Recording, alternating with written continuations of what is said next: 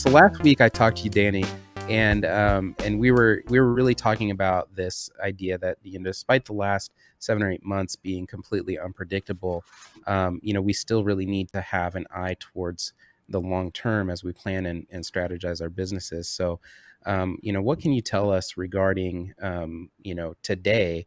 Where do we look? How do we plan?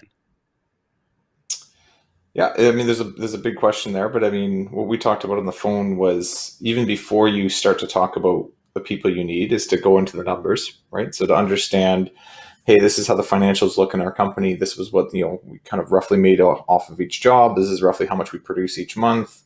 Hey, this is roughly what our off season kind of looks like, and just start to get an understanding of the cash and the cash flow and the profitability of the organization. And we don't know what January brings, but we can make an assumption that it might be similar, or we can make an assumption that it might be a little worse, or it might be a lot better. And you can go like A, B, and C budgets and draw up the three different scenarios. And off of those, you'll start to see kind of how many people you need, right? So if we're going to produce this much work, how many people do we need in the field? How many people do we need managing those people?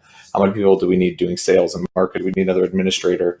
So one thing we do with all of our companies is after we do a good budget, we build an organizational structure, right? Just a little like chart with bubbles on it that we can see if we want to do 3 million and we need 3 project managers to do 1 million each, and we've only got 2.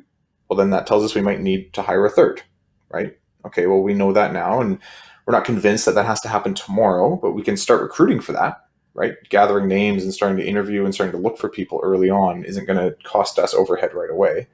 And we can make that more informed decision as the year kind of continues. But at least now we can be early in our recruiting approach. And I think even just talking about attracting people, one of it's all the strategies. The other thing is just the timeline you give yourself to find these people, right? How long is your net in the water for? Is it in for 5 minutes or is it in for 6 days, right? You're much more likely, or more, specific analogy to painting, is it in for a week or is it in for 6 months?